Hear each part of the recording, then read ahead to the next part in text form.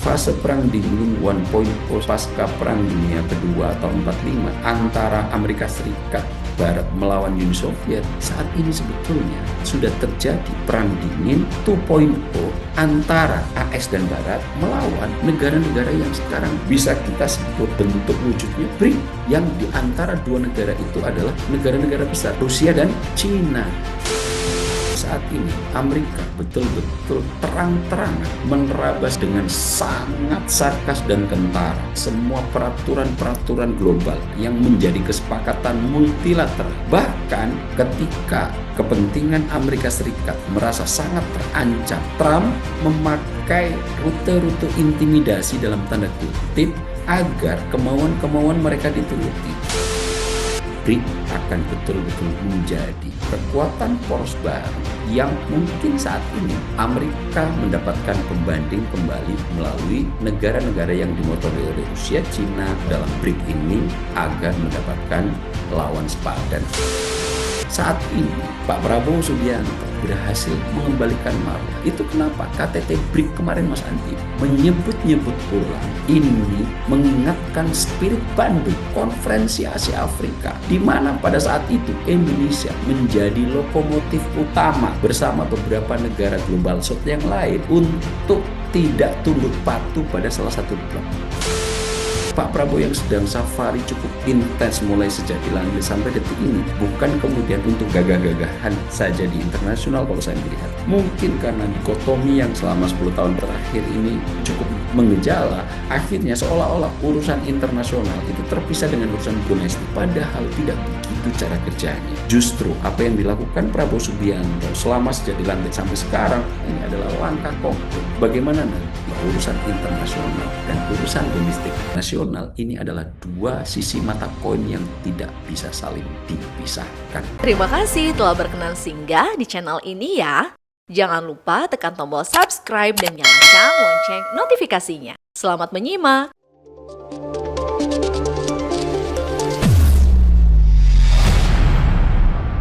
Berkolaborasi dengan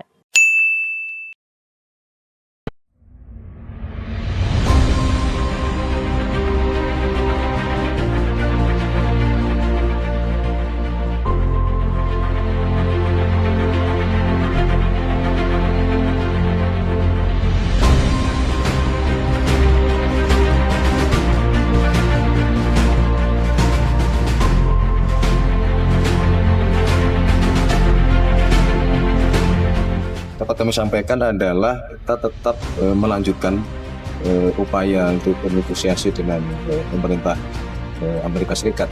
Berdasarkan apa yang disampaikan Presiden Trump, di situ kan sudah memberi tenggat waktu sampai 1 Agustus. Nah, di jeda waktu ini tadi malam kami berkoordinasi juga dengan Menko Ekonomi untuk kemudian melanjutkan kembali proses negosiasi. Di situ kan dibuka beberapa ruang juga.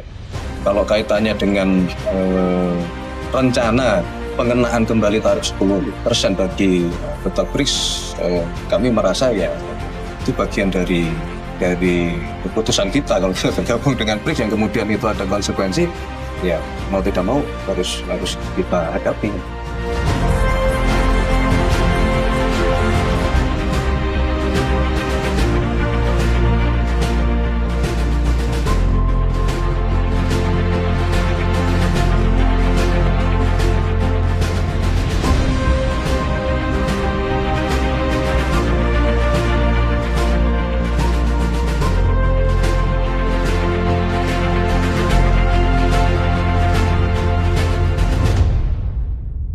Pemirsa, 6 Juli 2025 akan tercatat sebagai momen bersejarah dalam diplomasi Indonesia. Di Rio de Janeiro, Brasil, Presiden Prabowo Subianto menghadiri KTT BRICS ke-17, menandai babak baru bagi Indonesia sebagai anggota penuh dalam organisasi yang merepresentasikan kekuatan ekonomi dan politik global South.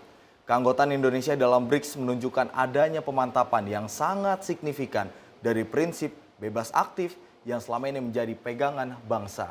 Pemirsa, jika dulu Indonesia lebih memilih posisi netral dan menjadi mediator, kini kita melihat adanya kepastian untuk mengambil posisi strategis yang lebih tegas.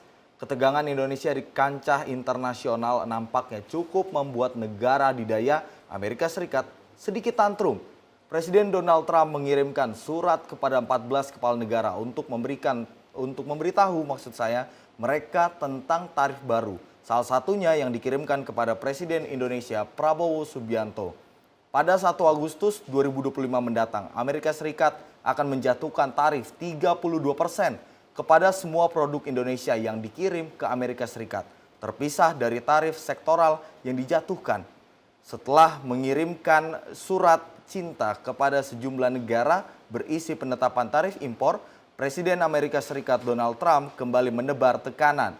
Kali ini ia mengancam akan mengenakan tarif tambahan sebesar 10% kepada negara-negara anggota BRICS.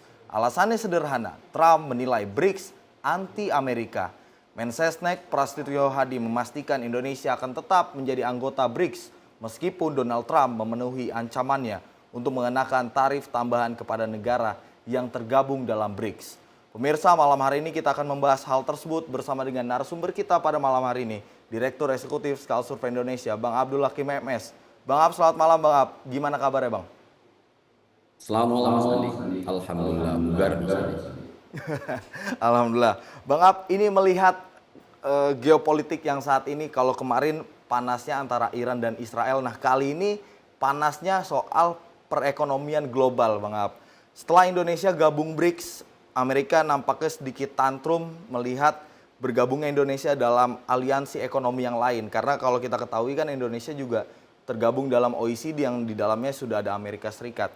Untuk awalan Bang Ab melihat langkah Indonesia yang bergabung dalam BRICS ini seperti apa Bang Ab? Ya, kalau kita lihat Indonesia yang kemudian secara rute saya lihat sangat cepat sejak mendaftar kemudian diverifikasi dan per Januari 2025 kemarin resmi secara penuh Indonesia akhirnya diterima menjadi salah satu anggota BRICS Plus. Sebetulnya kan banyak negara yang ingin bergabung dalam forum aliansi baru ini, akan tetapi saat ini satu-satunya negara ASEAN baru Indonesia. Meskipun di sana Thailand, Malaysia, Vietnam juga untuk mencoba bergabung, akan tetapi melihat kecepatan BRICS untuk kemudian merangkul Indonesia dan menjadikannya sebagai anggota penuh, saya melihat memang Indonesia memiliki posisi yang sangat strategis dalam konteks tatanan global baru dalam percaturan dan ketidakpastian politik internasional saat ini. Dan tentu ini adalah sebuah era baru yang harus dijalani oleh Indonesia.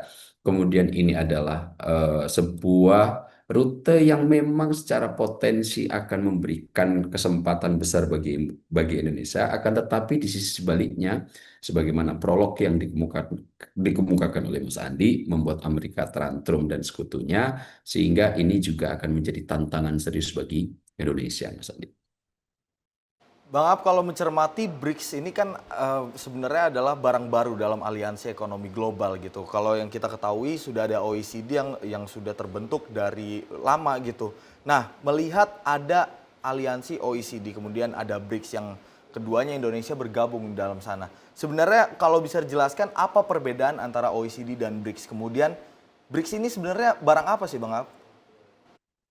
Jadi gini Mas Andi ya, dalam tatanan politik internasional saat ini memang ada kecenderungan ketidakpastian setelah poros utama dua kekuatan besar ini sempat tidak berbanding karena Uni Soviet runtuh tahun 90-an awal ya. Kemudian Amerika muncul dan sekutunya sebagai pihak yang sangat mendominasi baik itu dalam sisi pertahanan, dalam sisi ekonomi, dan aturan-aturan sosial politik lainnya. Nah, dalam fase perjalanannya ada negara-negara yang kemudian memiliki potensi untuk tumbuh lebih cepat, merasakan apa yang dilakukan oleh AS serta sekutunya ini, dalam tanda kutip kita konsepsikan Barat begitu, banyak menimbulkan ketidakadilan dirasa oleh sebagian besar negara.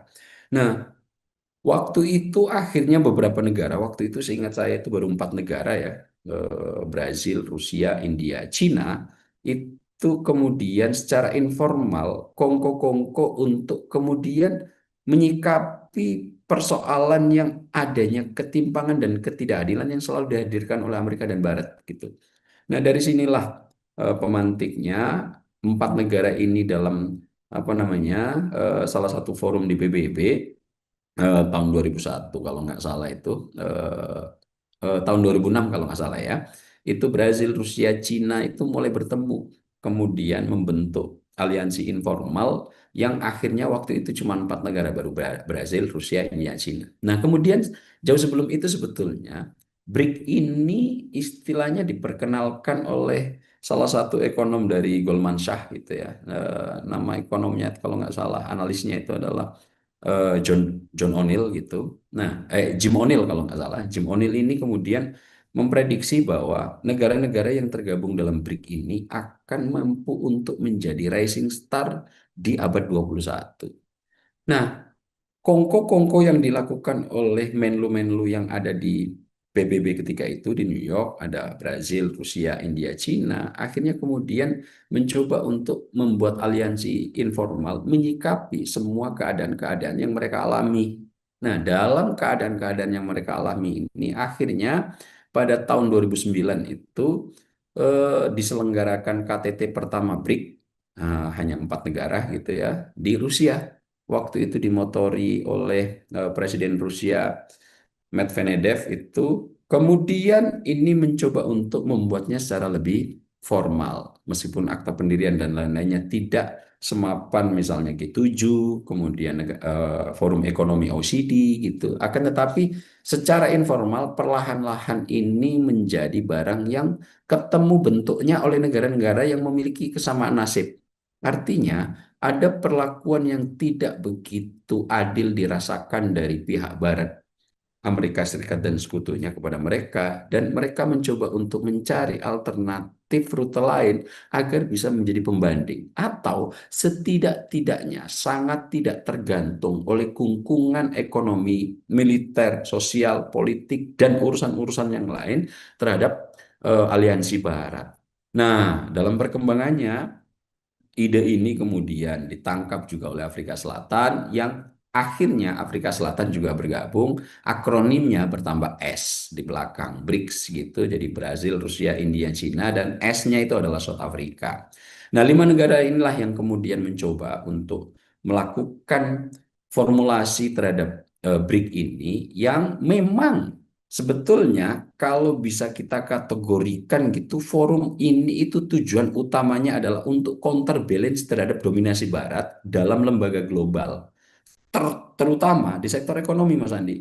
Bagaimana kita tahu International Monetary Fund, IMF, Bank Dunia, World Trade Organization, kelompok-kelompok G7 ini kan betul-betul menjadi pengendali kerangka percaturan ekonomi dunia, dan kadang-kadang mereka tidak cukup fair dalam melakukan regulasi-regulasi yang kemudian itu ditanamkan nilainya kepada negara-negara yang sangat bergantung sama mereka. Nah, akhirnya inilah yang menjadi cikal bakal BRIC. Memang tujuan utamanya adalah untuk menjadi pembanding dominasi aliansi AS dan negara-negara Barat, yang pada ujungnya kemudian ini juga dirasakan oleh negara-negara lain yang ingin bergabung. Akhirnya dalam perjalanannya, lima negara itu bisa menjadi anggota penuh: Iran, Uni Emirat Arab, Mesir, Ethiopia, dan juga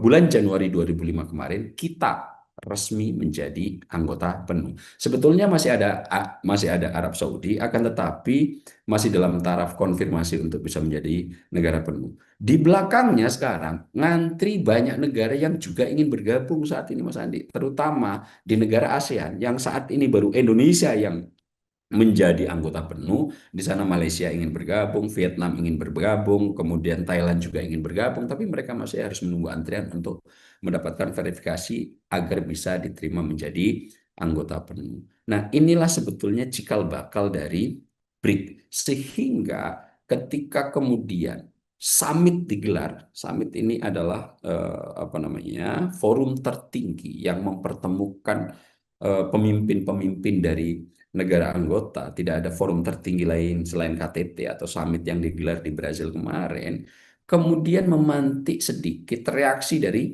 Trump. Kenapa? Memang dalam perjalanannya BRICS saat ini telah banyak mengusik dalam tanda kutip dominasi AS, terutama dalam sektor perdagangan global yang ditengarai mungkin sangat berpotensi untuk bisa menjadi pembanding penuh dari AS dan Barat. Bang Ab, ini kan kalau tadi sempat dijabarkan, kalau yang kita ketahui BRICS ini sebenarnya anggotanya akan ada yang OTW bergabung, seperti tadi ada Arab Saudi, kemudian dari Asia, Malaysia, Vietnam dan juga Thailand ini juga sudah mengantri untuk bergabung. Artinya BRICS ini mempunyai daya tarik, Bang Ab. Nah, apa yang membuat BRICS ini menjadi sebuah hal yang menarik bagi negara-negara ini? Apakah seperti tadi yang Bang Ab jabarkan ini sebagai bentuk sebuah keresahan dari negara-negara yang sebenarnya tidak mendapatkan keadilan dari apa yang sudah dikendalikan oleh negara Eropa dalam hal perekonomian global, Bang Ab? Iya, Mas Andi.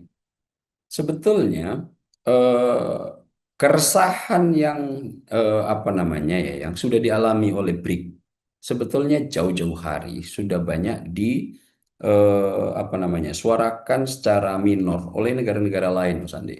Mas Andi, kalau saya ingatkan, pernah mendengar nama Muammar Gaddafi, Presiden Libya yang sudah 42 tahun menguasai Libya.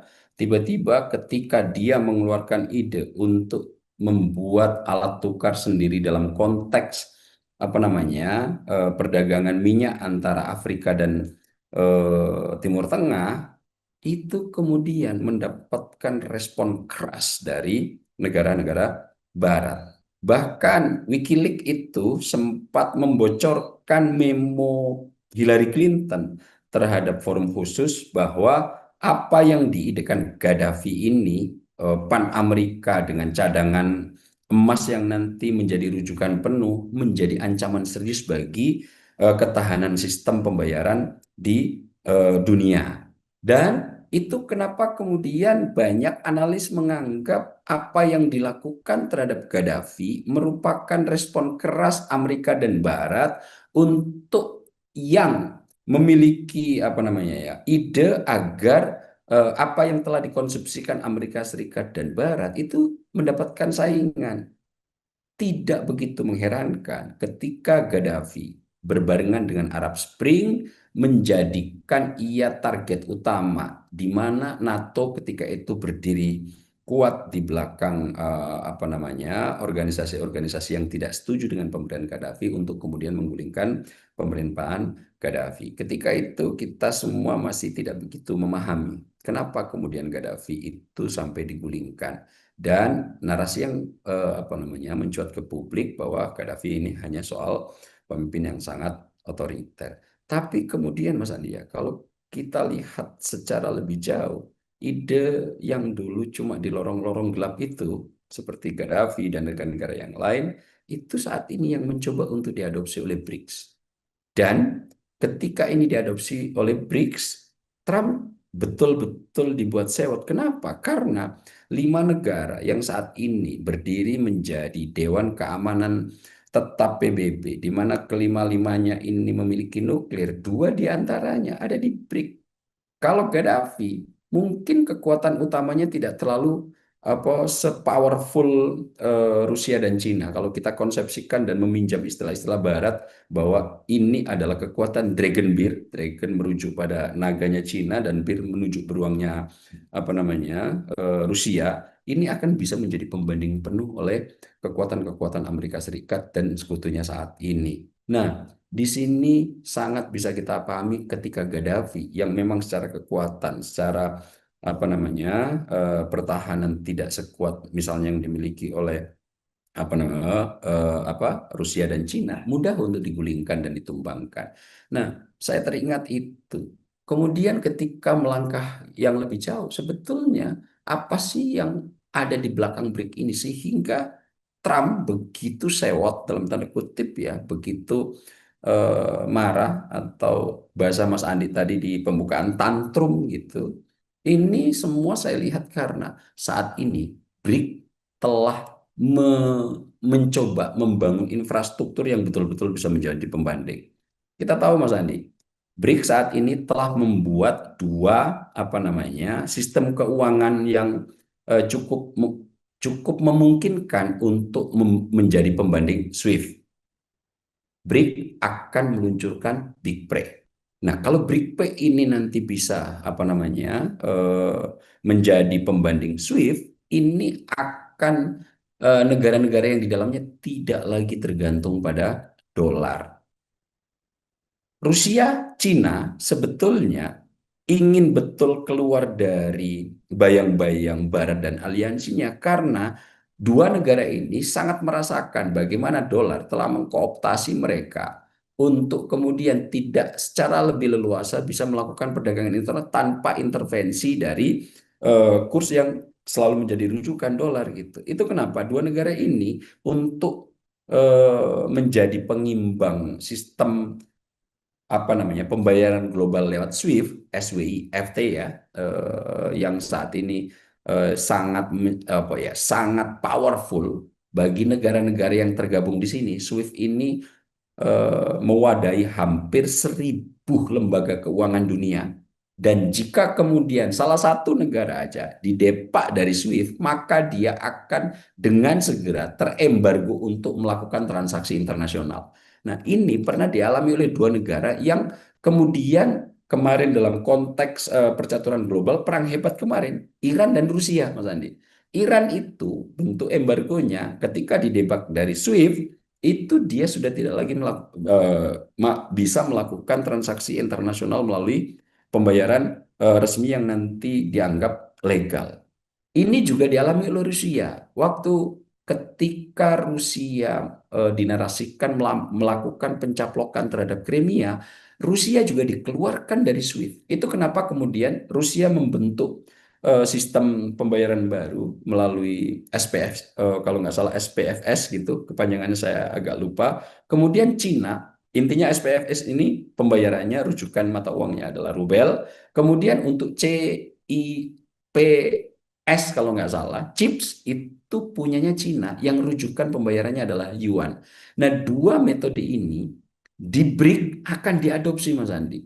Namanya BRICS Pay. Nah, kalau BRICS Pay ini betul-betul nanti bisa diformalkan sebagaimana SWIFT, tentu Amerika akan mendapatkan pesaing cukup luar biasa. Dan inilah ketika Trump menjadi tantrum sangat bisa pahami. Dan ketertarikan untuk kemudian bergabung dalam BRICS, banyak negara sekarang mengantri di belakangnya. Karena aliansi ini punya potensi besar untuk menjadi pembanding, dan semua negara yang selama ini selalu dalam bayang-bayang organisasi-organisasi yang ditentukan oleh Amerika Serikat dan Barat itu memiliki rute alternatif. Kemana? Ke BRICS, ke Rusia, Cina, Brasil, dan ini adalah negara-negara yang terkumpul dari negara-negara global South, artinya negara-negara berkembang yang memang diprediksi oleh Jim O'Neill yang mengenalkan pertama kali istilah BRICS ini akan menjadi raksasa baru di abad 21, Mas Andi. Dan ketika negara-negara harus ngantri untuk kemudian bisa masuk ke dalam BRICS, ini menjadi sebuah yang sangat rasional dan relevan, Mas Andi. Baik Bang Ab, ini kalau melihat ada sejumlah potensi tantangan yang akan dihadapi BRICS ke depan. Kalau melihat tadi jabaran Bang Ab, ada yang sistemnya akan diadopsi ke dalam BRICS seperti itu. Nah, kalau melihat Bang Ab, apa sebenarnya tantangan ke depan dan bisa dipilih dari sejumlah tantangan itu, apa tantangan utamanya Bang? Ya Mas Andi, memang di luar potensi yang dimiliki, saya akan menguraikan tambahan terkait potensinya nanti.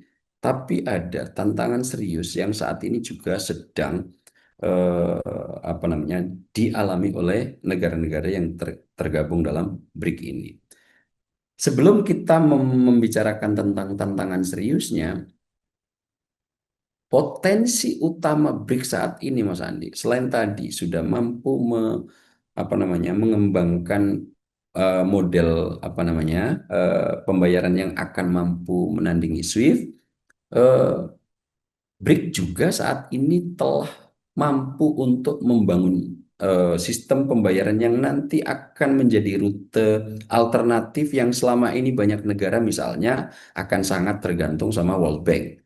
Sekarang BRIC sudah mencoba untuk mengupayakan membuat New Development Bank. Jadi BRIC ini telah membangun bank di mana ini nanti akan bisa menjadi alternatif bagi negara-negara yang selama ini hanya bergantung sama IMF, sama World Bank, itu nanti punya rute pembiayaan alternatif. Di luar itu, kalau nggak salah, saya mencatat, BRIC juga itu telah membentuk semacam lembaga penjamin simpanan di Indonesia, ya, seperti itu. Intinya lembaga ini namanya Contingent Reserve Arrangement (CRA) sebagai jejaring cadangan krisis ekonomi. Jadi di BRIC ini selain tadi mampu menciptakan upaya-upaya apa di sektor keuangan, BRICS-P ini sebagai pembanding SWIFT, kemudian terlebih dahulu Rusia telah membuat SPFS, Cina telah apa namanya terlebih dahulu membentuk CHIPS yang Cina chipsnya merujuk uang yuan sebagai rujukan utama, SPSF merujuk rubel sebagai rujukan utama, kemudian BRIC mungkin nanti akan baru dirumuskan rujukan utamanya apakah uang lokal masing-masing ataukah nanti akan membentuk aliansi baru dengan alat tukar baru seperti euro di Uni Eropa begitu. Nah, ini kan masih akan melakukan perkembangan karena ini saya lihat memang pada fase merintis. Di luar itu, sekarang BRIC telah membuat semacam lembaga penjamin simpanan dari masing-masing anggota. Ketika salah satu di antara anggotanya nanti terlibat krisis keras, apa namanya CRA ini nanti akan bisa menjadi semacam lembaga pinjaman jangka pendek sehingga nanti anggota-anggota BRICS ini nggak kolab dalam waktu singkat begitu. Sebagaimana yang terjadi tahun 2008, bagaimana krisis telah menghancurkan dan meluluhlantahkan semua negara-negara di dunia. Beberapa negara Eropa kolaps, di kita juga sangat terasa yang kemudian itu memantik era reformasi tumbangnya Presiden Soeharto yang telah 32 tahun menggawangi rezim Orde Baru. Itu kemudian semua negara tergantung dengan lembaga yang memang didominasi oleh Barat dan tentu ketika mereka tergantung, semua ini akan menimbulkan konsekuensi nilai-nilai yang diinginkan Barat harus dilakukan. Bagaimana kita masih ingat sangat tergantung sama IMF, sama World Bank. Kemudian dalam konteks itu kita di drive total bagaimana harus berdemokrasi, nilai-nilai pasar bebas tetap nggak boleh ada proteksionisme. Semua perdagangan global harus dibuka seluas-luasnya, dibuka kompetisi penuh dalam negeri. Itu kenapa dulu kita masih sangat ingat penjualan minyak harus dibuka seluas-luasnya yang di dalam negeri kemudian sempat menimbulkan perdebatan serius bahkan demo di mana-mana. Ini semua dilakukan selalu apa namanya ketika dalam keadaan krisis negara-negara dipaksa untuk melakukan dan melaksanakan nilai-nilai yang diinginkan oleh negara-negara Barat. Nah, pada saat ini justru paradok betul itu telah dilakukan oleh negara-negara Barat sendiri. Proteksionisme yang dulu sangat dilarang oleh Amerika, detik ini dilakukan sendiri oleh Amerika ketika liberalisme, globalisasi, free trade menggigit diri mereka sendiri. Nah, disinilah kemudian menjadi rasional ketika Pak Erlangga Hartarto sempat menyebut salah satu tema utama dalam BRIC yang dihadiri oleh Pak Prabowo adalah menyoroti standar ganda yang dilakukan oleh Amerika Serikat dan negara-negara Barat. Itu kenapa sistem baru harus segera dibuat, Mas Andi. Dan kalau seandainya kondisi yang semacam ini di BRIC saat ini sangat menguntungkan selain lembaga keuangan tadi. Coba keuntungan dan potensinya Mas Andi. BRIC ini saya mencatat luas daratan wilayahnya itu 1/4 luas daratan bumi, di mana kalau luas daratan bumi dibentangkan tanpa ada laut, itu luasnya mencapai 149 juta kilometer persegi. 1/4-nya itu adalah negara-negara yang saat ini 10 negara tergabung dalam BRIC. Seandainya negara-negara yang masih ngantri nanti itu digabungkan jadi satu, tentu ini adalah potensi yang cukup luar biasa. Saya mencatat juga total populasi dari 10 negara BRIC yang ada sekarang ini itu mencapai 45 sampai 55% total populasi dunia. Coba bayangkan Mas Andi, 10 negara ini populasinya mencapai 3,6 miliar manusia dari mungkin sekitar 8 miliar, 8,2 miliar manusia yang ada saat ini di bumi.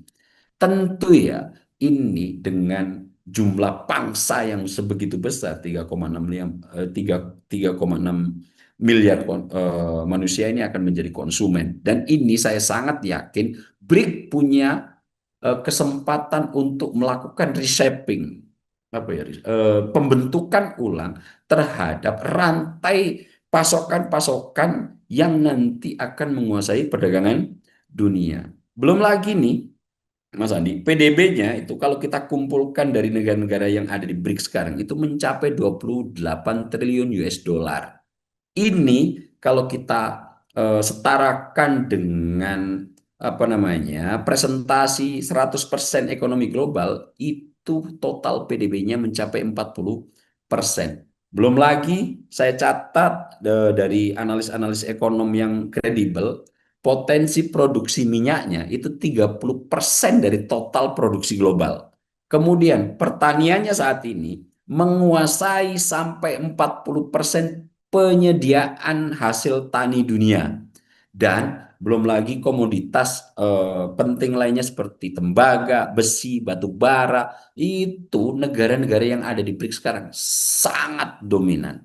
Dan yang mungkin ya kemudian Amerika menjadi agak sedikit tantrum karena ternyata pertumbuhan ekonominya dalam satu dekade terakhir nih Mas Andi, ini kalau negara-negara BRIC ini digabungkan, pertumbuhannya sampai 4%. Ini di atas pertumbuhan rata-rata global yang hanya cuma 3,3%. Dan kalau negara-negara BRIC ini digabungkan jadi satu, ini menyumbang lebih dari 50% pertumbuhan ekonomi dunia dalam satu dekade terakhir. Tentu ini kan apa namanya ya menjadi kekuatan dan potensi yang gila-gilaan yang dimiliki oleh BRIC. Belum lagi infrastruktur untuk likuiditasnya. Tadi kan udah saya sebut BRIC ini punya Contingent Reserve Arrangement (CRA), semacam lembaga LPS di lembaga penjamin simpanan di Indonesia begitu. Akan tetapi fungsi utamanya adalah untuk apa namanya agar seandainya negara-negara yang dalam waktu dekat itu mengalami krisis total tidak kemudian akan kolab dan mendapatkan pinjaman jangka pendek dengan bunga yang sangat ringan agar segera bisa keluar dari krisis yang dialami. Belum lagi saat ini juga BRIC memiliki bank yang dibangun NDB, apa itu New Development Bank, di mana bank ini nanti akan melakukan koordinasi pembayaran yang nantinya bisa juga menjadi rute alternatif selain lembaga-lembaga yang saat ini sudah berafiliasi total dengan Barat seperti IMF, kemudian apa namanya Bank Dunia, World Bank, dan lembaga-lembaga keuangan lainnya.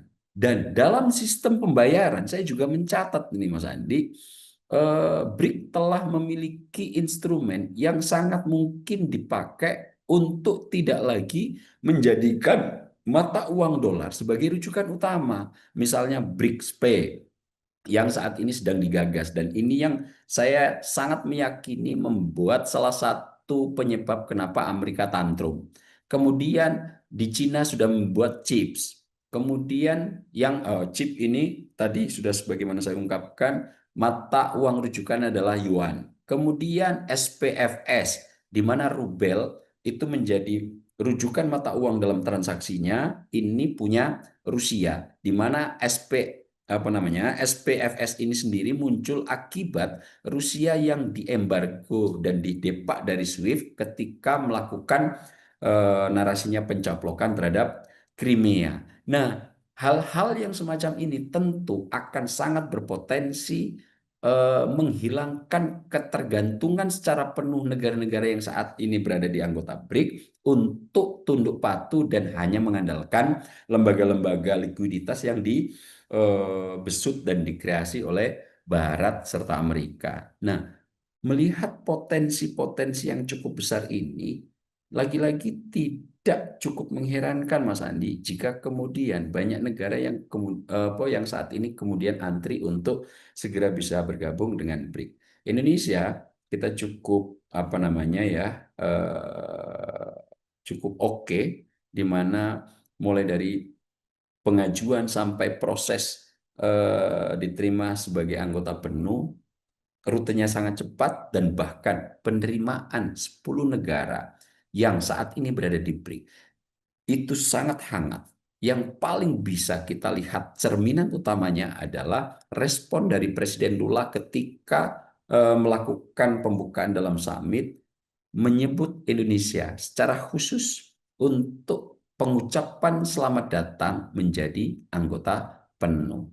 Nah, tadi yang menjadi persoalan serius, meskipun potensinya sedemikian banyak, tapi sebetulnya banyak tantangan yang saya lihat Mas Andi juga harus diselesaikan terlebih dahulu oleh apa namanya BRIC, agar forum ini yang sebetulnya belum settle G7 misalnya, G20 misalnya, yang fakta pendiriannya formal, kemudian sudah punya kantor resmi dan lain-lainnya. BRIC saat ini memang fakta pendirian dan lain-lainnya belum semapan lembaga-lembaga forum sejenis. Kalau kita perbandingkan dengan OECD agak cukup berbeda, karena OECD hanya fokus dalam pembangunan ekonomi. Tapi BRIC saya lihat tidak hanya fokus dalam tataran ekonomi, tapi sudah mulai merambah masuk ke tataran diplomatik antar negara, bahkan upaya untuk kerjasama bidang pertahanan gitu.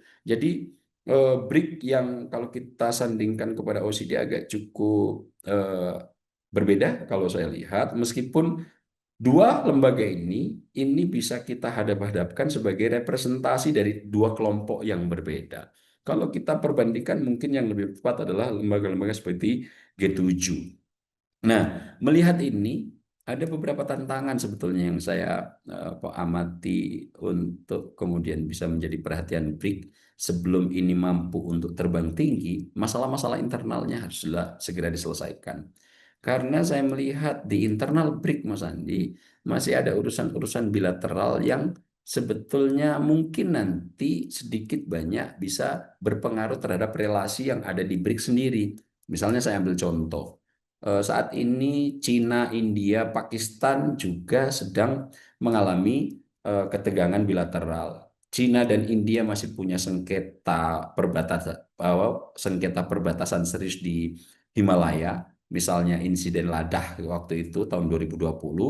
Pakistan itu kan kalau kita lihat sekutu sekutu utamanya Cina, dan saat ini Pakistan dan India itu sedang bersitegang cukup serius.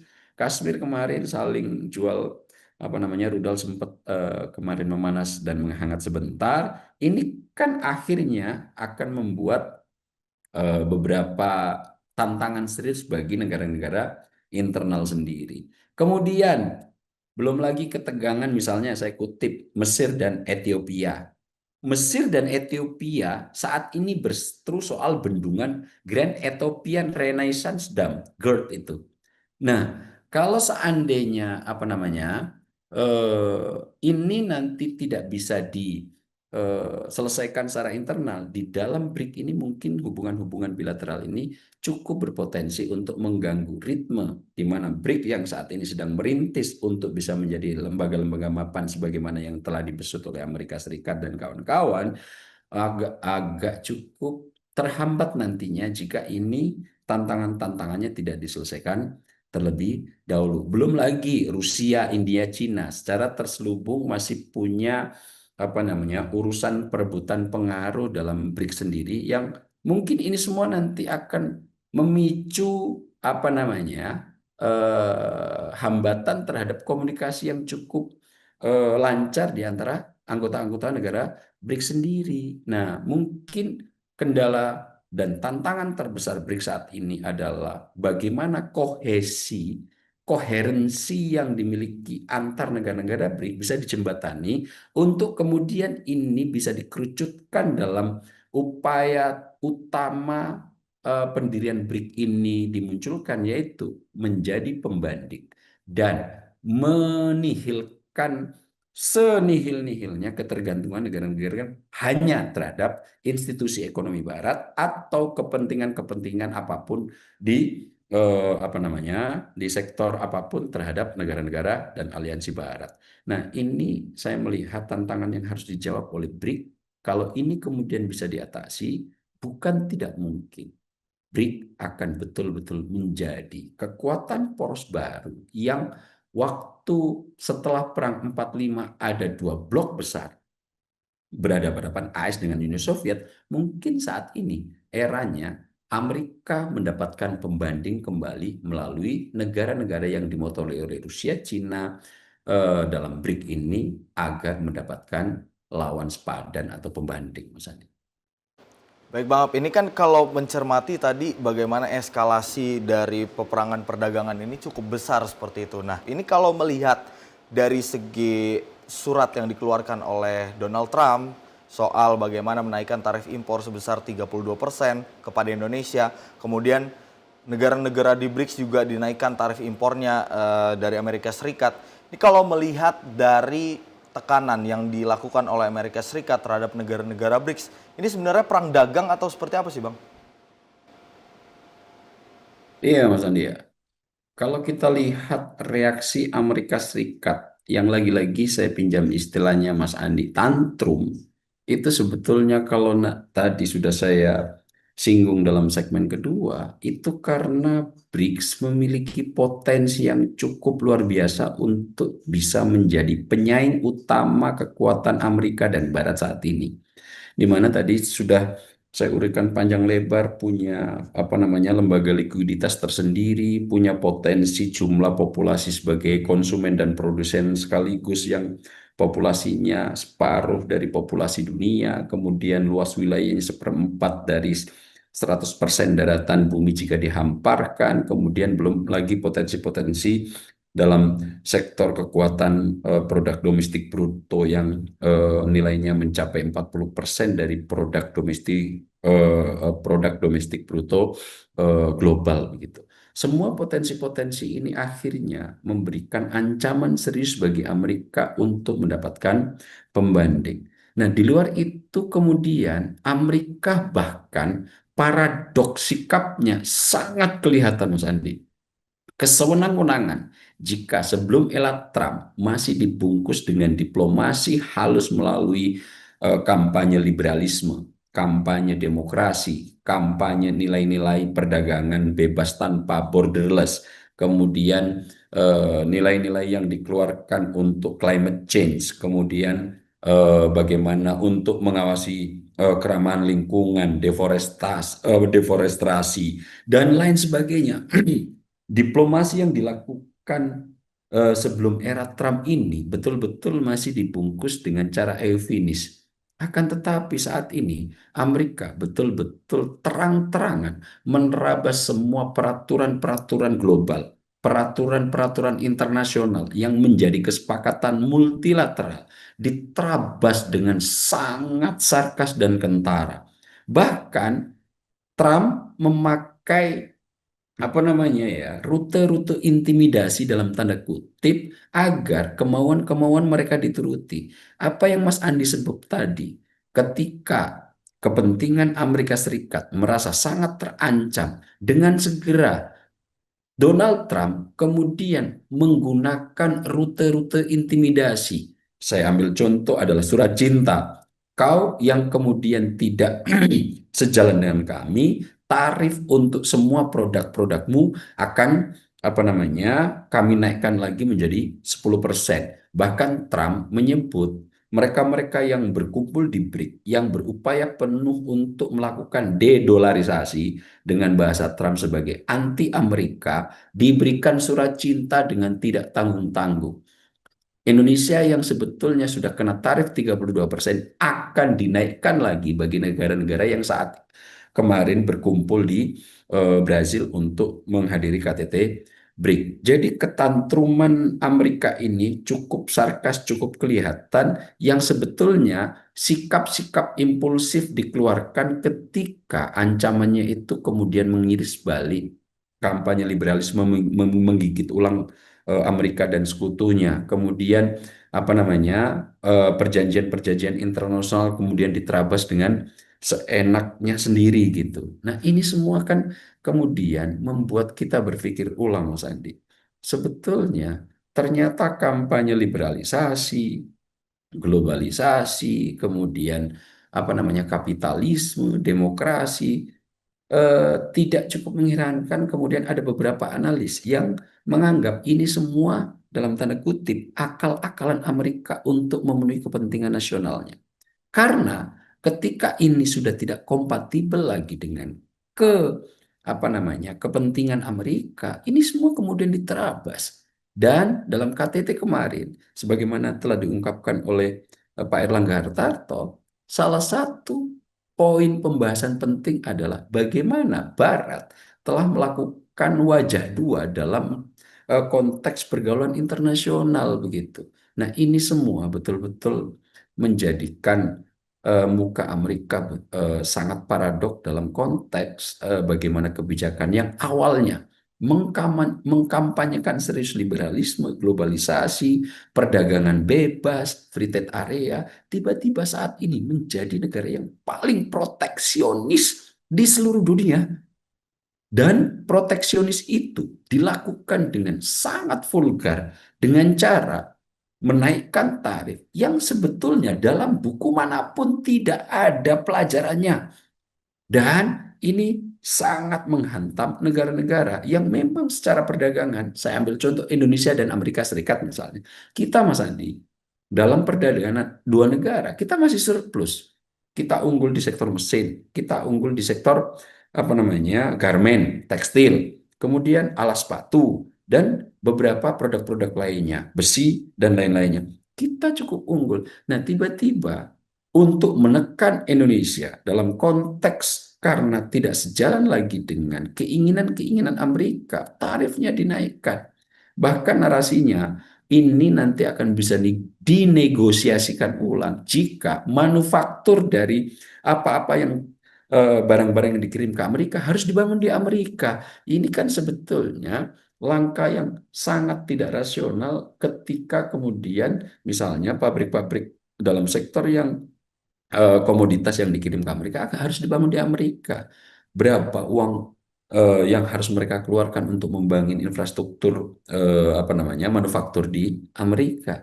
Nah, ini semua dengan telanjang kita melihat bagaimana wajah standar ganda Amerika dan Barat begitu apa namanya nampak jelas dan tanpa tedeng aling-aling lagi di depan mata kita.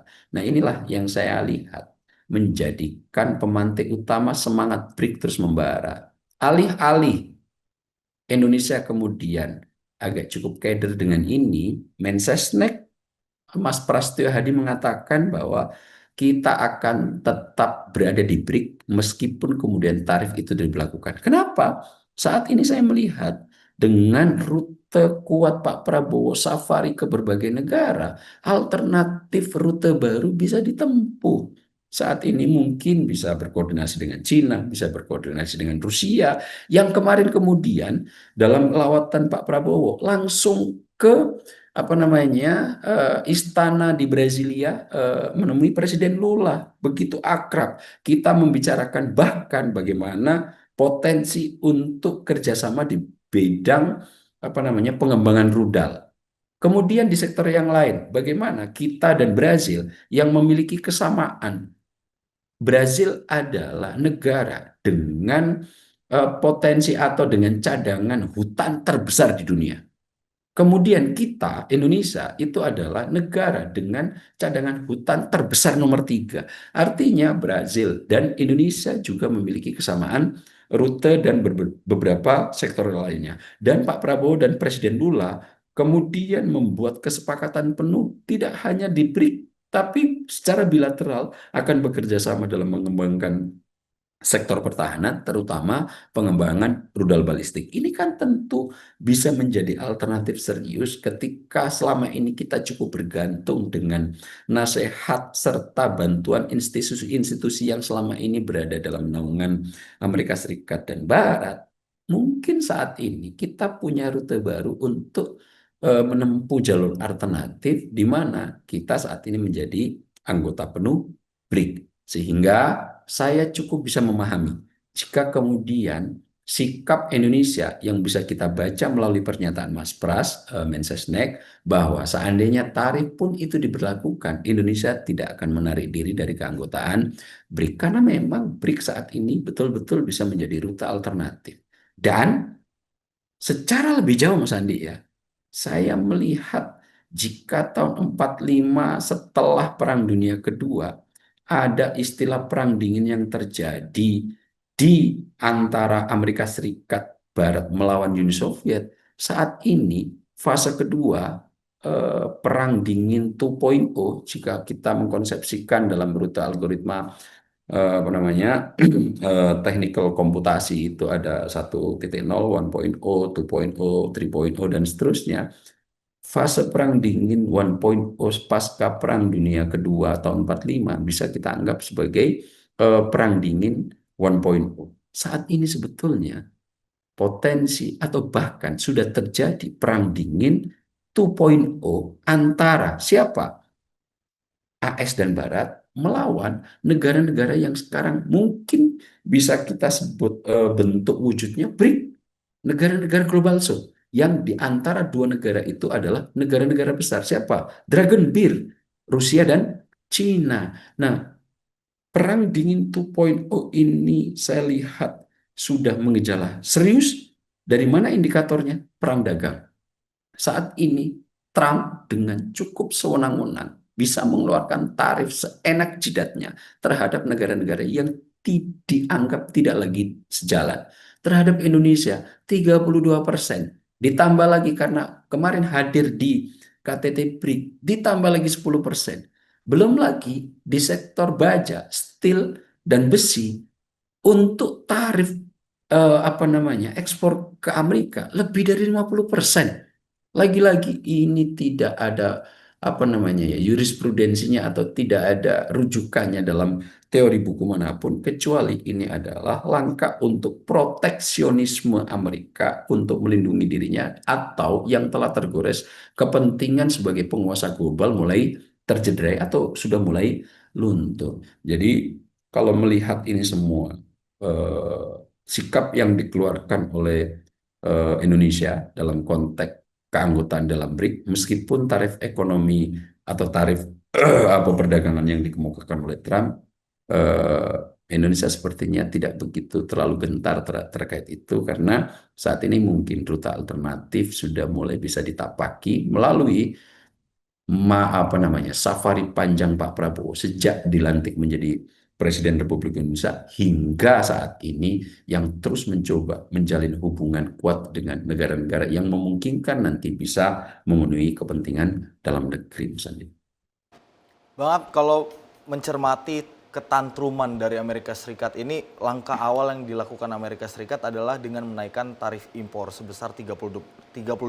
Kemudian ada surat cinta lagi yang dikirimkan oleh Amerika Serikat, yakni mengancam akan menambah 10% lagi. Nah, melihat dari apa yang dikeluarkan oleh Amerika Serikat atau yang ditempuh oleh Amerika Serikat dengan menaikkan tarif impor, ini sebenarnya apakah ada ketakutan dari Amerika Serikat dalam perekonomian global? Karena kalau yang tadi Bang Ab jabarkan dalam BRICS ini, mengapa Indonesia percaya diri? Karena ada Dragon Beer di sana, ada Rusia dan juga ada China. Kemudian ditambah lagi status Indonesia yang sekarang sudah menjadi anggota BRICS secara penuh, ini juga tentunya menambah tekanan bagi geopolitik pemerintahan Amerika Serikat sendiri. Nah, kalau melihat ke depan kira-kira Amerika Serikat ini akan menempuh jalur mana lagi Bang Ab untuk sebisa mungkin meruntuhkan BRICS ini gitu? Potensinya Mas Andi ya, kalau saya lihat untuk negara-negara yang sebetulnya tidak searah dengan kebijakan Amerika, jika dipandang negara-negara itu tidak memiliki kekuatan pertahanan atau aliansi yang mapan, cukup mudah Amerika untuk kemudian mengintervensinya. Kita lihat dua negara Timur Tengah yang luluh lantah dengan keterlibatan NATO, itu adalah semua kalau kita deteksi karena ketidaksetujuan apa namanya konsep-konsep Amerika untuk diterapkan di negara tersebut. Saya ambil lagi contoh Muammar Gaddafi, Libya, kemudian Saddam Hussein di Irak. Itu semua adalah tokoh-tokoh yang sebetulnya secara ide punya rute besar yang ingin diaplikasikan, yang memang ide itu tidak sejalan dengan Amerika Serikat dan sekutunya. Apa yang terjadi terhadap negara-negara yang semacam ini yang memang tidak memiliki kekuatan penuh dan aliansi mapan, luluh lantah, ditumbangkan. Dan sebetulnya rute itu kembali mau dilakukan terhadap Iran.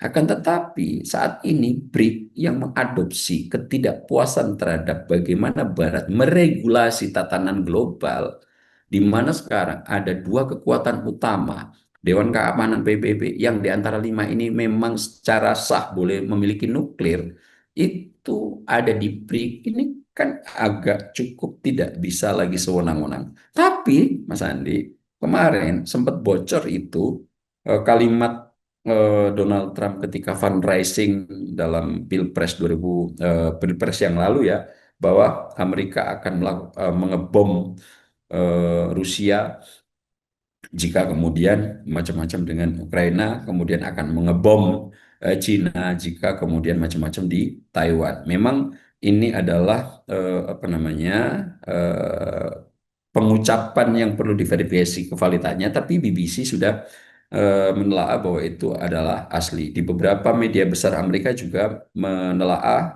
apa yang menjadi bocoran dari kalimat Trump ini juga sudah terverifikasi. Ini juga indikasi sebetulnya bahwa Amerika bagi negara-negara yang tidak memiliki kekuatan penuh tidak segan-segan untuk melakukan tekanan dalam pendekatan militer, yaitu terjadi di Libya dan Irak misalnya. Tapi saya melihat untuk terhadap BRIC, Amerika akan berpikir ulang karena di situ ada Dragon Bridge sebagaimana yang telah kita diskusikan. Sehingga lagi-lagi saya mengasumsikan, bahkan mungkin sudah bisa mengatakan bahwa perang dingin 2.0 saat ini, fase kedua setelah fase pertama 1.0-nya terjadi antara AS dan Uni Soviet, saat ini karakteristiknya agak lebih berbeda gitu Mas untuk yang 2.0-nya.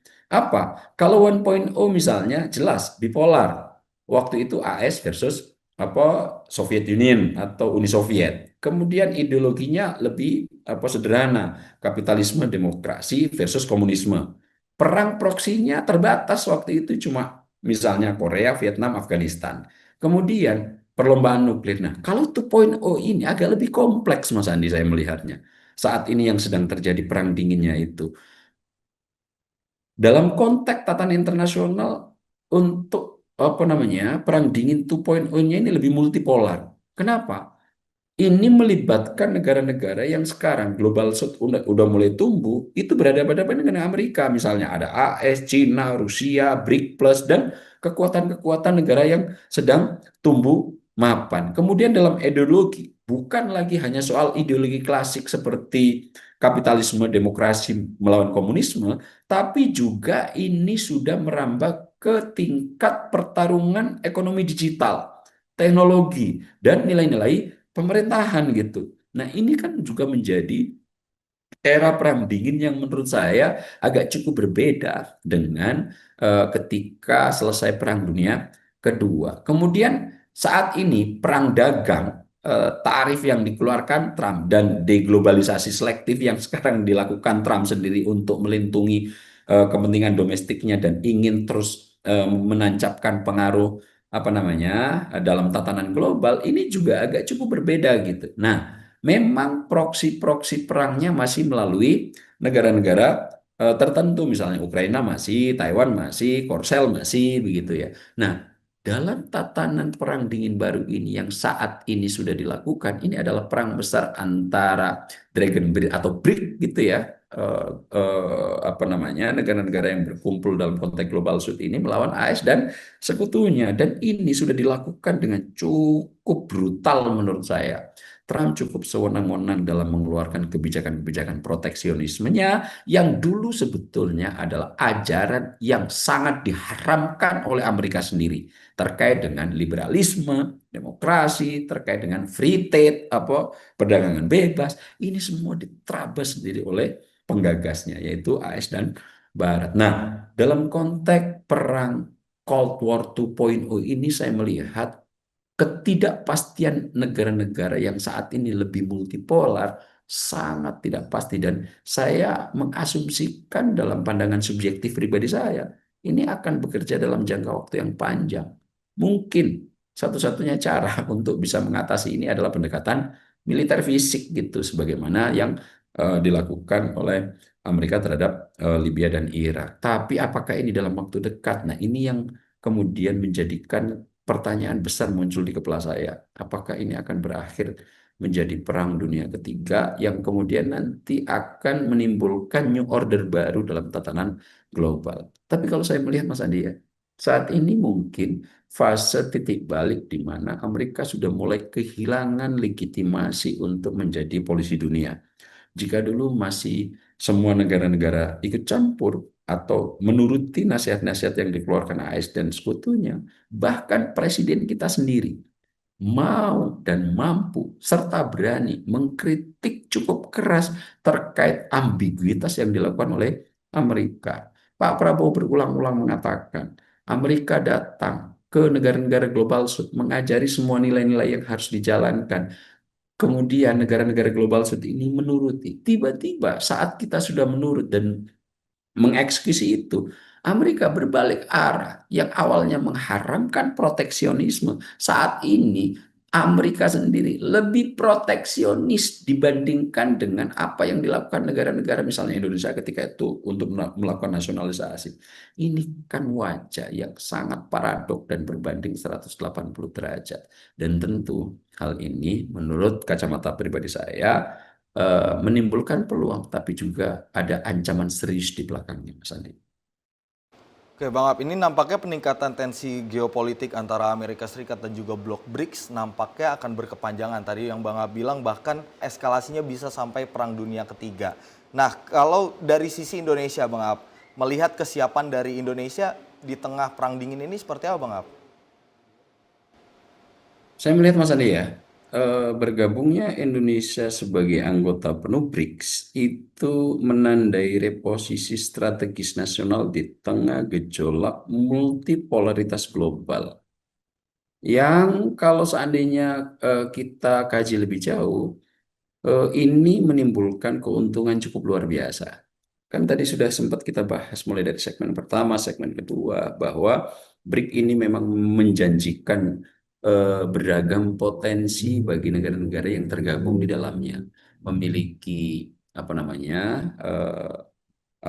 bangsa yang cukup besar, kemudian luas wilayah yang bisa menyediakan komoditas-komoditas yang dibutuhkan oleh banyak negara dunia, kemudian dengan tingkat ekonomi yang memang sekarang menjadi emerging country gitu, kemudian juga memiliki cadangan-cadangan komoditas sumber daya alam yang cukup luar biasa, memiliki cadangan hutan terbesar di dunia.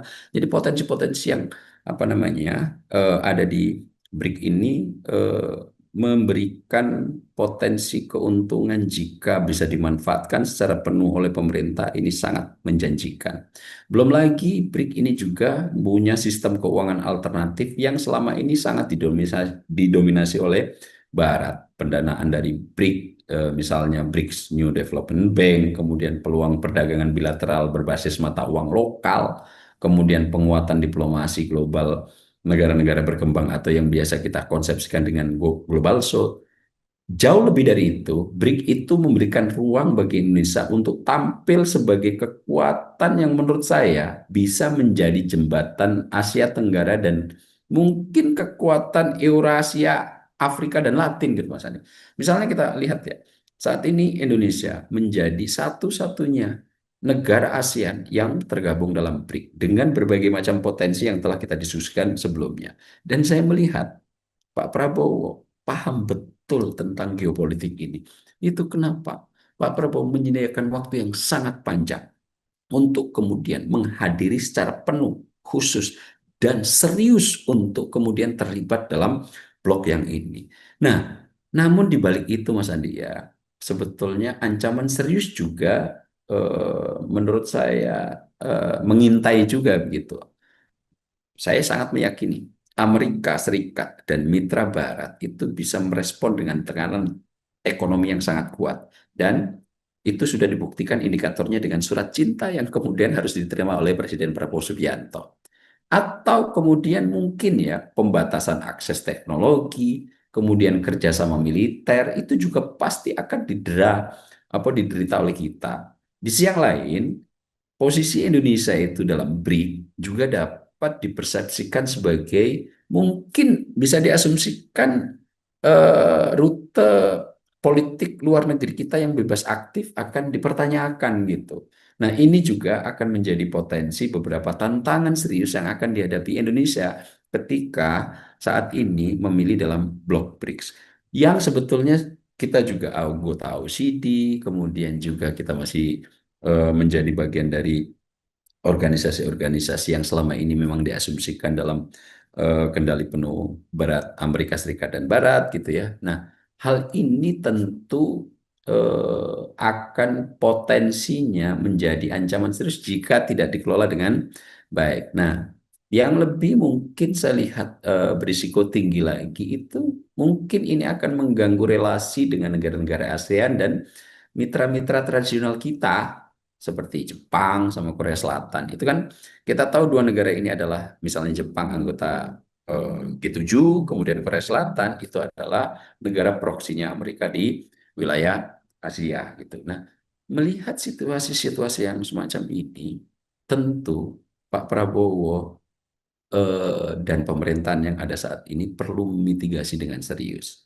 Saya melihat ada hal-hal yang harus dilakukan agar kita tidak terjebak terlalu euforia secara simbolik bergabungnya kita dengan BRIC. Mungkin beberapa langkah yang harus dipikirkan ulang, Mas Andi ya. Nomor satu itu, kita kan memang selalu memilih rute jalan tengah sebagai langkah alternatif untuk mengatasi persoalan. Itu kenapa ketika era Perang Dingin, blok AS dan Uni Soviet, kita mengambil rute mengarungi di antara dua karang dengan konsep politik bebas aktif, politik luar negeri kita bebas aktif. Nah, saat ini saya melihat Perang Dingin 2.0-nya sedang berjalan. Tentu untuk mengatasi ini kita harus lebih mendefinisikan apa itu politik bebas aktif secara lebih murni dan sejati. Artinya apa? Politik bebas aktif kita itu tetap terus berjalan, tidak tunduk patuh hanya dalam satu sektor, tapi kemudian lebih leluasa untuk memilih secara independen di mana kita harus berdiri. Kita kalau kita lihat apa namanya aplikasi dari politik bebas aktif, memang kecondongan kita berubah-berubah itu Mas Andi. Kita lihat era kemerdekaan, kecondongan kita adalah lebih berada di blok timur. Meskipun narasinya kita juga cukup dekat dengan negara-negara barat. Waktu itu tiga poros dibentuk, Moskwa, Peking, Jakarta, yang waktu itu masih dimotori Presiden Soekarno. Dan ketika kita memilih rute itu, kita kemudian berhasil cukup menengadah dengan mengkoordinasi negara-negara global South, waktu itu yang negara-negara yang baru merdeka atau belum merdeka, dengan menginisiasi konferensi Asia Afrika. Saat itu peran Indonesia betul-betul menjadi lokomotif negara-negara dunia berkembang. Nah, kemudian politik luar negeri bebas aktivitas sedikit bergeser ke barat di era setelah Pak Karno. Sampai pada rute Pak Prabowo Subianto. Saat ini Pak Prabowo Subianto berhasil mengembalikan marwah. Itu kenapa KTT BRIC kemarin Mas Andi menyebut-nyebut ulang ini mengingatkan spirit Bandung, Konferensi Asia Afrika, di mana pada saat itu Indonesia menjadi lokomotif utama bersama beberapa negara global South yang lain untuk tidak tunduk patuh pada salah satu blok.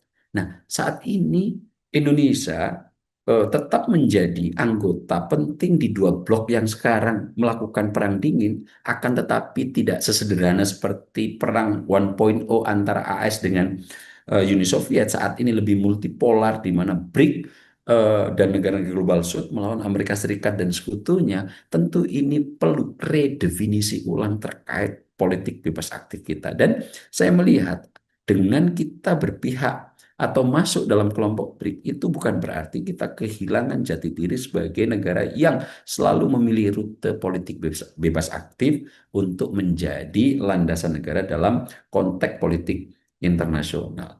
Nomor dua, tentu apa yang dilakukan Pak Prabowo kemudian turut penuh dan sangat serius memasuk blok-blok ini untuk mengoptimalkan manfaat ekonomi real dari BRIC. Kita tahu mulai dari pendanaan alternatif nanti bisa kita dapatkan, sampai dengan penguatan perdagangan intra-BRIC ini juga sangat menguntungkan rakyat.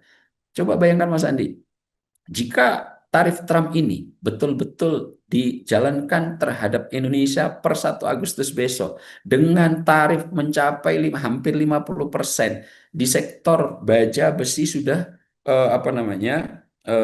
mencapai di atas 50%. Kemudian ini kan tidak mungkin lagi barang-barang kita bisa masuk ke Amerika Serikat. Terus barang-barang yang selama ini telah membuat Indonesia surplus perdagangan dengan Amerika Serikat mau dibuang kemana?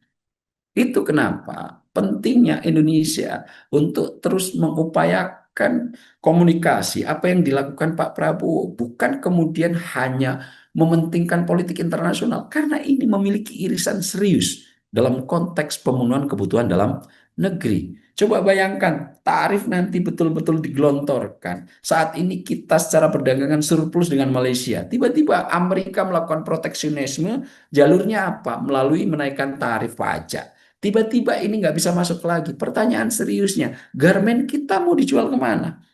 Mesin-mesin kita mau dijual kemana? Kemudian alas-alas sepatu kita mau dijual kemana? Produk-produk pertanian kita mau dijual kemana? Nah, karena kita nanti akan sedikit memiliki alternatif, itu kenapa kemudian Indonesia cukup firm dan pede untuk tidak tergantung pada salah satu sektor. Ini juga penting untuk menjadi cermatan dan mitigasi total. Yang saya sangat meyakini Pak Prabowo telah merencanakan alternatif langkah untuk mengatasinya. Kemudian yang paling penting menurut saya itu adalah mempersiapkan sistem keuangan nasional agar segera kompatibel dengan BRICS, CHIPS, dan SPFS, dan kemudian ini nanti kita tidak kolaps secara seketika seandainya sanksi kita didebak dari SWIFT, konteks perdagangan internasional kita masih tetap bisa berjalan. Nah, di lain pihak, diversifikasi mitra ekonomi dan diplomatik agar keikutsertaan di BRIC ini betul-betul maksimal, itu adalah dengan memperluas jaringan. Itu kenapa saya sangat bisa memahami ketika Pak Prabowo datang di BRIC dengan segera langsung menghadiri istana Presiden Lula di Brasilia untuk melakukan perjanjian kerjasama atau penjajakan kerjasama secara bilateral. Saya cukup bisa memahami kenapa kemudian Pak Prabowo mengambil rute ini. Tentu ini adalah langkah strategis yang cukup serius, karena seandainya nanti lagi-lagi tarif Trump ini berlaku, kita tidak kemudian kolab di tengah jalan. Ada rute-rute alternatif yang tetap bisa kita tempuh. Nah, hari ini kan memang saya melihat Mas Andi, dunia sedang dalam titik berbelok arah. Saya mengasumsikan dan mungkin sedikit melihat apa yang terjadi perang dingin 2.0 yang saat ini bisa mengubah tatanan politik global yang kita tahu sebelum adanya pembanding Amerika ini betul-betul Amerika sangat powerful, dominasi nilai-nilai yang diterapkan terhadap negara-negara lain itu sangat kuat. Jika tidak bisa dilakukan pendekatannya dengan diplomasi, Amerika menggunakan cara militer untuk kemudian menekannya, dan cara-cara itu sekarang juga dipakai Amerika melalui skema intimidasi terus melakukan upaya agar negara-negara yang saat ini berseberangan arah dengan Amerika kembali lagi ke pangkuan mereka. Akan tetapi yang saya lihat banyak rute perlawanan dalam tanda kutip, termasuk salah satunya negara-negara yang berkumpul dalam BRIC ini sudah berani bersuara, sudah berani untuk kemudian mencari rute-rute alternatif yang tidak melulu tergantung terhadap Amerika Serikat dan apa namanya Barat gitu. Tapi Mas Andi, semua langkah Indonesia ini bukan tanpa risiko. Ini memang ada ancaman serius yang cukup berbahaya. Tapi kadang-kadang saya berpikir sederhana Mas Andi, bahwa sesuatu yang settle, sesuatu yang dianggap sangat berbahaya, tapi kalau kemudian kita bisa melangkai dan melampaui itu, maka situasi yang berbahaya itu akan berbalik arah kepada kemapanan. Sesuatu yang berbahaya itu akan dianggap sebagai sesuatu yang harus dilalui agar nanti setelah fase berbahaya itu telah kita lalui, ini akan menyebabkan sesuatu yang tumbuh itu tidak menjadi tidak terelakkan, sehingga apakah rute yang tempuh oleh Indonesia ini berbahaya? Ya, tapi kalau kita mampu untuk melewatinya, maka segera Indonesia akan bisa melenting hebat, bisa eh, menjadi negara-negara yang segera sejajar, dan mungkin Indonesia yang pernah menjadi lokomotif utama ASEAN saat ini perannya menjadi lebih strategis lagi. Akan tetapi ancaman serius ini perlu mitigasi dan perlu antisipasi agar langkah rute yang diambil sebagai jalan keluar dari persoalan-persoalan yang sekarang dihadapi betul-betul sudah dikalkulasi risiko, keuntungan, serta posisi Indonesia nanti di era Perang Dingin 2.0 yang saat ini sedang berlangsung.